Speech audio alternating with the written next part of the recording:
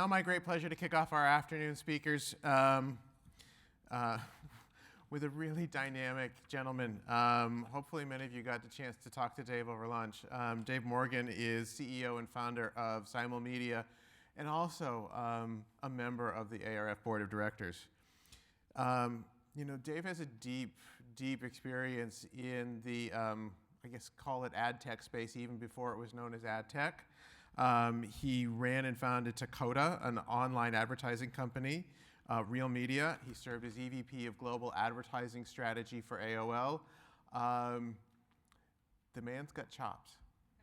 And he's going to share it with us. We're very happy to welcome Dave Morgan to the stage. Dave, thank you.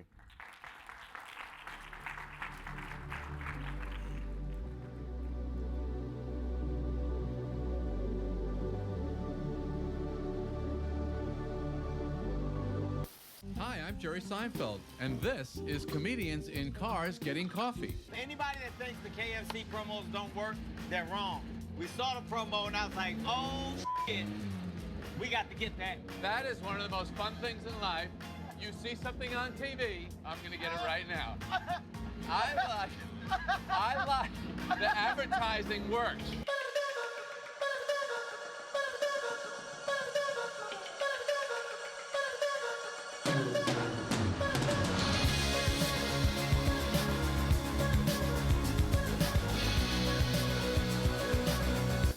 ROI. ROI. Headed for the open door. Tell me what you're waiting for. This new consumer changes at the speed of light. And if you are not keeping up with that change, you are not going to survive. Today, these brands are not set up to move that quickly. And they have to find the infrastructure that lets them move at the speed of light, or they will be disrupted. Period. The opportunity to build a new brand in terms of really establishing awareness, but also having the opportunity to get the learning and understanding about customers from day one, I think is huge. If you talk to a marketer, they're going to be like, you know what, I'll pay a premium if you can guarantee that these are the people that are going to drive my business. We should be building a media plan, not necessarily just to hit a CPM, although that's very important. We should be building it to drive someone's business. Feeling satisfied where you never knew you'd go. Headed for the open door. Tell me what you're waiting for. Look across the great divide. Show me the money. Every decision around how we invest is tied to this idea of we put in this, we got this back. And so our goal is to get smarter and smarter about how certain we are about that return we're going to get out of the things that we do.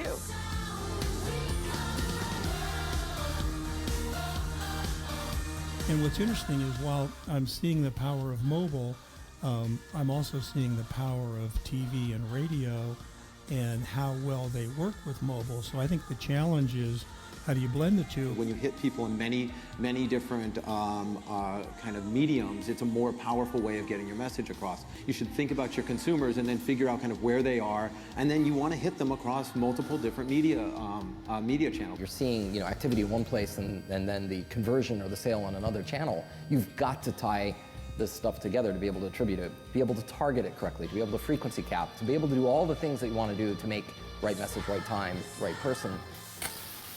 I want something we haven't had in a while. Something different, something that'll really hit the spot. I want the perfect food. Are you hungry? Then come to White Castle and try our slider special. I want 30 sliders, 5 French fries, and 4 large cherry Cokes. I want the same, except make mine Diet Cokes.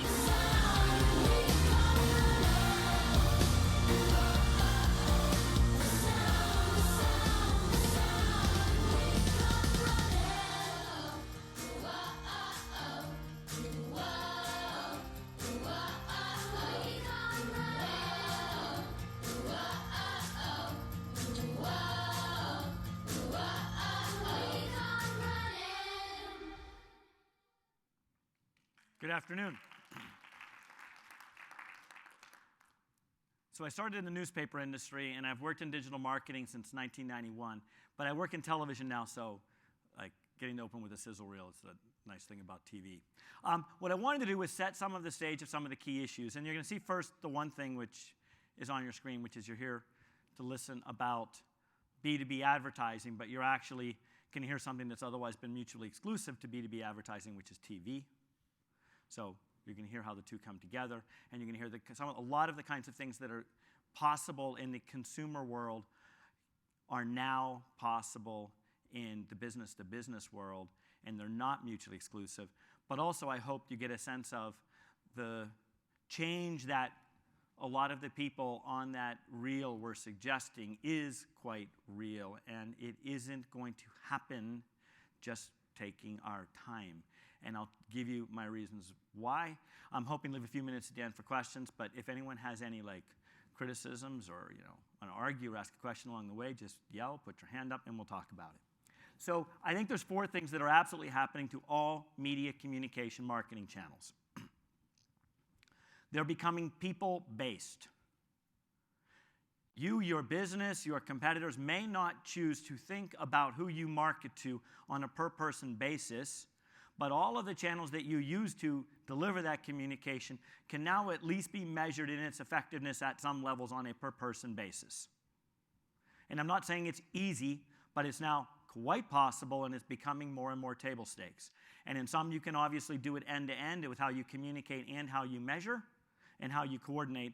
But the world of thinking of audiences, whether sex age demo or thinking of types of buyers or types of corporate procurement people, they are people, and you can start measuring on a per-person basis, and you are going to start finding more and more accountability on a per-person basis.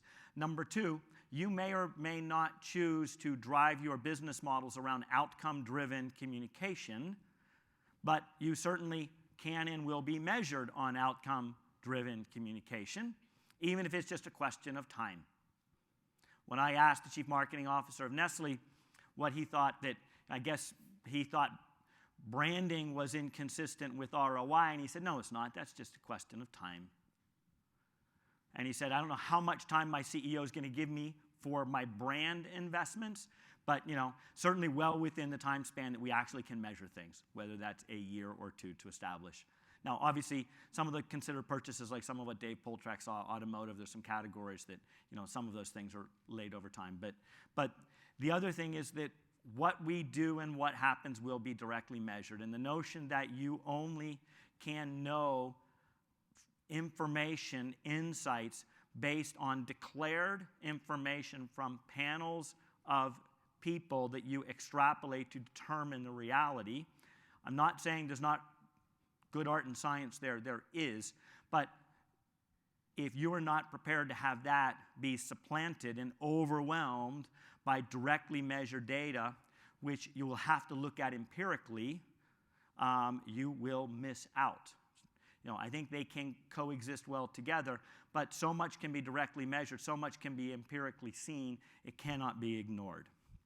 And virtually everything can be digitally integrated now. And that's obviously one of the kinds of things that changes the role of the B2B marketer, which is you have companies that have always managed relationships with distributors or retailers or suppliers or resellers, and it wasn't possible before to have but with digital integration and digital tools, you can now actually have relationships with end consumers and put pull on a market. And I'm living in the middle of the television industry today, and there is no industry that is going to be more massively disrupted by direct consumer relationships between distributors and brands and a fight over that than the television industry over the cable bundle. So these are 4, sort of basic theses that I believe are critical with what's going on today, and we'll have to. This is just a schema of the idea that what you would imagine kind of marketing or targeting system. It happens to be one my company uses to use a lot of data to target and measure TV ads, but this could be an online ad, a search ad. The idea is that you can have inventory access, different media and communication channels. You can tie in viewing, media consumption usage behaviors, purchase behaviors, what was bought from a match to a credit card or a debit card or a point of sale system or a CRM. person attributes you may know about those people, propensities, things you've seen over time of them or people like them, integrate all of that data and be able to predict, project, optimize, and deliver outcomes in a communication channel. This has been basically the way digital has operated for 20 years. This is now the way television is starting to operate. One of the things that a lot of people think about TV and why a lot of people may think that TV and B2B marketing don't always fit together is that television has built its business on the law of averages. On the law of averages, and in a world when a few things had massive scale. And so 20 years ago, 3, then 4 emerging networks and 4 or 5 cable, well, 3 or 4 then emerging networks controlled, delivered, 70% of all of the audience on TV. Cable started entering that. And you could make buys against them, and with just a couple buys, you could reach virtually all of America in a short period of time, and you didn't really need to worry about optimizing. And of course, you were reaching virtually everybody in those spots. There was no real sense of having one specific audience on one of those spots. Today, more than 70% of all TV audience viewing occurs on an episode with a national rating less than 0.5. That's less than 0.5% of America. 10 years ago, that wasn't 70%, that was 20%. Today, it's 70%. As Nielsen has published, the standard error rate on that 0.5 number is in excess of 100%. More wrong than right. And I give Nielsen a lot of credit for publishing that, to basically say, which is why sex age demo bulk GRPs on a CPM basis is the basic currency of this industry, and we've not measured things down at that level. Now, if you think about it, what's happened in TV is that we have a massive fragmentation. We have tons of choices. I grew up in a small coal town in western Pennsylvania. We could get 2 broadcast networks. Could get ABC out of Pittsburgh every once in a while on really good weather. Maybe we'd get the Penn State game, but not very much. My mother today has, 100 channels. I'm in Manhattan, I've got 1,000 or so. So we have people fragmenting everywhere across the spectrum in TV. And what this means and what we learn from the web, because I've only been in TV for 7 years, what we learn from the web is when you give people this massive opportunity to pick what they want to watch, when they want to watch, where they want to watch it, they tend to find and watch it with people that think a lot like them and may look a lot like them in a lot of characteristics. You start seeing a lot of birds of a feather flock together, a lot of look-alike marketing. And in an industry that's always sold on the averages, that can be a challenge. Now, if you actually wanted to find health and beauty professionals, people that own salons, you would not think to advertise on Spike, would you? What would you say to your ad agency if the person said, buy Spike? Yeah, men. However, depending on the program and that moment when you de-average the Spike audience, you will find there are times when you find 2 or 3 times as many health and beauty professionals available on Spike as on Bravo. And I could put up 1,000 of these. So when you have an industry that's always sold the averages, if you have data at your fingertips, you have a chance to exploit that. Because when they're selling broad-based young men at whatever those cost per thousands are, they're not thinking that they might have a health and beauty professional who owns their own shop and might be in market for some product someone wants to sell.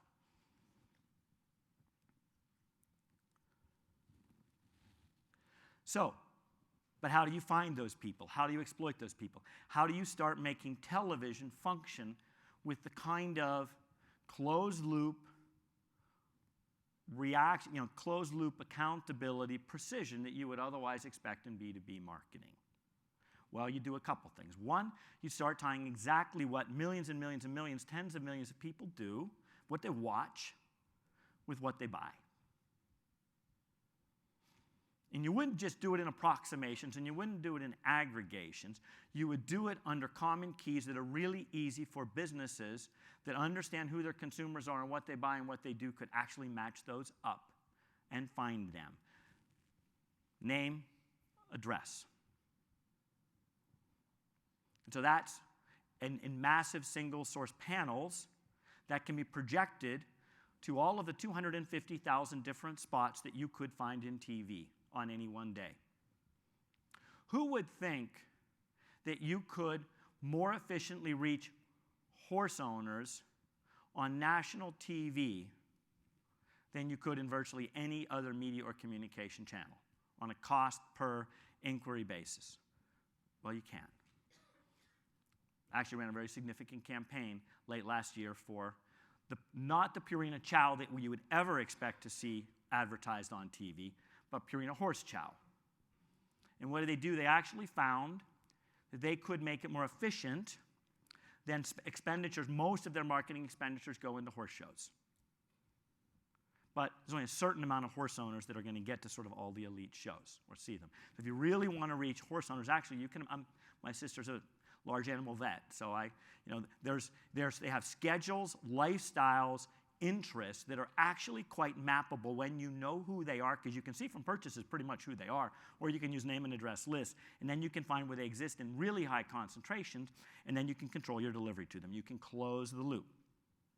One of the most important things you can do, and this is both there's a B2C and B2C part in this slide, but for anybody that is involved in television marketing, the one thing that everybody in television marketing seems unwilling to admit or deal with, but everybody who watches TV has to contend with, is that all of us get too many irrelevant ads, and those ads that we do find irrelevant, we are pummeled with those until we're senseless. This is 1 month, one product of a major retailer's television advertising. What this shows is frequency in the month from 0 to 160. So it's not unlike one of the slides we saw before from Dave Poltrack, but this is all tens of millions of households looking at exact delivery. This is matched to the point of sale of one of the country's largest retailers. So we actually looked at, for the households that saw these ads, how many purchases did they make within a 3-week attribution window? Anyone in that household? What we found is that one impression really did well. Between 0 and 1, we had a 6% lift in their likelihood to make a purchase at that store. Now, Erwin Efron told us that, +1 always works. That's our man from the crabgrass quote from Gale. +2 works, +3 works, +4. We're working pretty well until we get to 10 or 11. And then we find the incremental difference is actually below the cost of delivering it, let alone the cost of buying it. And then it's going down. Now, guess what? It's not staying flat. It's going down. This means that the people that got ads more than 20 made fewer purchases than the ones at 19. The ones that got 25 ads made fewer purchases than the ones at 19. The ones, look at, my God, at 120, you have people like falling off. How many pissed off customers are there? Now, if you ask most marketers, and unfortunately the measurement tools that most people use today, they'll come back and tell you the averages. I know the average of this campaign. The average of this campaign was like 12 average frequency. It just missed the fact that 40% of the people had an average of 40. And 30% of the people in the target audience who were watching TV at that time didn't get any ads. So this is a real problem TV has had with the fragmentation of audiences. Now, in the digital world, we try to stop that if it's possible by frequency capping. But you couldn't do that before. But you can do it when you do it on the people basis. And so if you frequency cap a campaign like that, and you actually, when you disperse across hundreds and thousands of spots, you actually use artificial intelligence and predictive software to determine how each spot will deliver either incremental reach or incremental frequency to every other spot there, you can actually come up with schedules that cap the effective frequency effectively, in this case between probably 10 and 18. And here's the kind of results you see. And these are all large national advertisers. One of them here is a B2B advertiser. You're seeing a massive, significant difference in the return on ad spend. One of the biggest reasons is that wasted frequency, and I'm going to go back to that because I didn't show one point. On an average age-sex demo schedule, this schedule, so this is the Wanamaker problem, 49% of the spots were delivered, so half of the schedule was in wasted frequency. I happen to know this is a $7 million schedule. So $3.5 million in the toilet. Absolutely, certainly, empirically in the toilet. The people-based portion of it, which was separated out, 6.5% waste, 1/7. So theoretically, that $3.5 million of waste could have been taken down to about 500,000. As I say, when you do that, you actually find that the measurable outcome results and the return on ad spend goes up. Now, this looks like a digital chart. This isn't awareness, aided recall, purchase intent. This is actually what did the cash register say on an A/B test of people that saw the ad versus people that didn't, who were similarly receiving other media and otherwise could be balanced together. One of the other things you can start doing is you can break out TV. You can start looking at sex, age versus people-based. So the blue is what's based on people. So if you target irrespective of content, and I don't say content doesn't matter, because my good friend Howard will tell us it does, we know. We know it can matter a lot. But to buy most content, you've got to get a lot of packaging, and a lot of times that doesn't give you all of the content you want. And on a pure schedule that's people-based and content-based, you will see a different ROI. Now, that ROI may not have happened if the content didn't happen, but the point is it's all now measurable, and everybody should know those numbers. You can start looking at visitor rate. So this is a B2B, this is a B2B advertiser focused on IT professionals. And so what we found was the people-based schedules actually did not change the visitor rate. These was to inquiry-based landing page on this technology vendor. It had an e-commerce offering.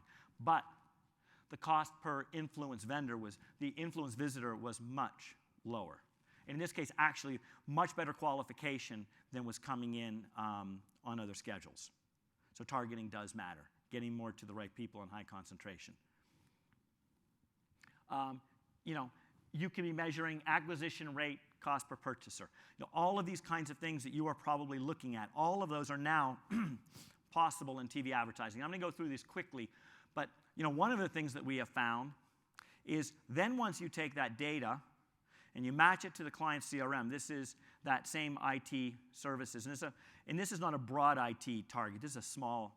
This was a target of well under a million. Well under a million people. This was in the hundreds of thousands was their target. And this was national TV. They actually had 6 different target segmentations. Some of them had to do with existing customer relationship, type of IT, type of product they were buying. You can now actually start looking at the cost per visitor and the actual return on ad spend and the deployment against it and how much they're getting. This, of course, was cycled back in on the subsequent campaigns, and so they could determine where to suppress the spend against. Now, this is very typical kinds of dashboards that you would be seeing in telemarketing campaigns, direct mail campaigns. You'd be seeing this in all of your digital campaigns, search and social. This is now what's possible in TV. And while my company happens to be doing a lot of this, there's a lot of companies that are starting to do this. You've got Howard Schimmel coming up later. Turner has offerings here. NBCU, a lot of the TV networks have, of course, none as good as ours, but they're all doing lots. But I say this is going to be a new table stakes in TV advertising, and it is going to be available, and it's going to make TV accessible to a lot of advertisers that have budgets well below what was ever accessible before, which is why a Purina horse chow could actually really efficiently use TV advertising, for example.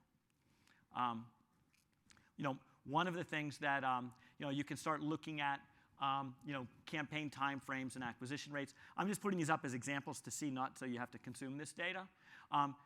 One of the things that you've got to be, a big thing for anyone, because I'm a digital person that's been in TV for 7 years, and so one of the issues, no one's getting a real big attaboy from their bosses today and saying they did TV advertising better.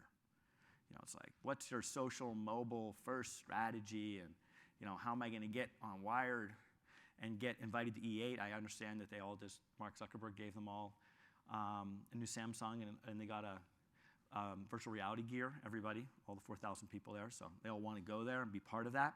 So one of the things that we announced at the ARF recently is we've established a partnership with Facebook where we have done that same kind of matching to Facebook's platform and its user base, so that it is now possible. We're in the research phase right now, so it's now possible to take the kind of learnings we saw in the ground truths that Gail presented about what happens when you bring TV back to digital or put TV with digital, and you don't just do it like, oh, I'm going to synchronize delivery of my schedule, or I'm going to assume I'm going to get the same demographics, but you actually can determine at a people-based level how you're doing it. This is an example of Facebook research about the priming effect of two ads in sequence to a consumer.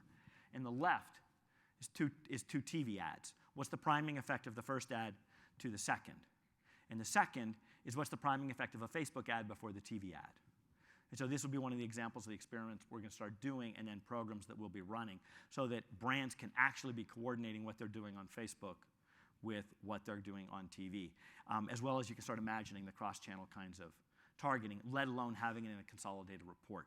And so one of the things that's happening is that television has been in its own silo because it was in a dominant silo, can no longer be in that silo. It actually is going to have to be measured right along with the rest of the medium, be integrated at it, which will probably actually be really good for TV in the end, but it will be painful going across. And so I have 4 minutes left if anyone has any questions, comments, criticisms. Pardon? Yeah, we want to. Let me see one of your charts that looks like that. How many set-top boxes are you matched to at the purchase level? Exactly. Yes. So what we do is, one, we have a partnership with banks, and we have access to 110 million credit and debit cards. We match that against up to 10 million of our set-top box data sets, where from the telco we have the name and address. And so we stitch that together. That gives us the view of the market, and we see each of the advertisers that run. When we get to some of this data that's the customer's individual data, we do a safe haven match at the name and address level to point of sale to CRM to the loyalty cards. Yes? We have partnerships with the owners of 75% of the inventory on TV. We regularly reach 100 million households in a week. So more than actually any television network today, because the biggest network group only has 14% of the inventory, 15 Comcast, NBCU. So we go all the way across the networks. It actually really helps us, because then you get to cherry pick all of those health and beauty professionals every single place they exist. Yes? What else are you measuring primarily other than cash register sales? What are some other KPIs that you're measuring? Probably more than anything else, it's reach and wasted frequency and the amount of reach on target and cost per reach, because we're trying to fit in with the other metrics. Having return ROI numbers really scares out of a lot of people. A lot of people really aren't ready for that. So we get pushed back quite a bit, because then there's a question about, should I be measured to that? Is that appropriate that I'm measured to that? Is all of my work going to be measured at that level? So that's normally. But we have a particular focus on companies that sell things to consumers: retail, quick service restaurants, e-commerce, travel, entertainment, mobile app download, just because they are really comfortable living in I'm going to have to live on what I do. Yes? So on the studies that you did, if you look at the wear out of an individual spot, did you do studies that suggest reintroduction of that spot after the frequency cap that you put on it, so that it's fresh again at some point in the future? We didn't look at it specifically that way, but we have looked at it generally that way. And we find, basically, as Erwin Efron told us, it is about reach, relevance, and recency. And that wear out there is a certain level, and if you're always in the market, it comes back. But the real point is not to get to that wear out level. And the problem is when you talk to most marketers or most media agencies, you're going to get an average. I mean, like the movie industry. The movie industry spends about $5 billion a year on TV advertising. The decile that watches the most TV gets on average 75 spots in 2 weeks for every movie. And the one thing we know about that decile versus the full quintile that was watching TV that got no ads, 0. This is every major blockbuster. I can put them all up. The one thing that we know between the decile that got all of them and the quintile that got none is that the decile that got most of them are largely live at home. I mean, they're at home. They don't work at home. They stay at home. They don't go out to movies. The quintile that got none are more likely to work outside the household, have school-aged children, two-income households, and actually go to movies. So there's a total mismatch when you actually look at the data. And so with that, I see the seconds running super fast. I thank you very much and enjoy the rest of the afternoon. Thank you. Thanks, Dave. That was awesome. You know, one of the things I really like about that presentation is it takes things you're already doing today and it just gives you a new and different, a fresher way to do that. A lot of times there's so much change and complexity going on in the industry. We're faced with, like, we'd have to change everything, so we maybe get paralyzed and we don't change anything. And so if you just think about buying television today, separate from all these other media, I really think that Simulmedia and Dave's presentation and soon upcoming Howard's and Mike Blossom from Maggot, I think these are going to give you some real practical nuggets of action steps to take along with what you heard this morning.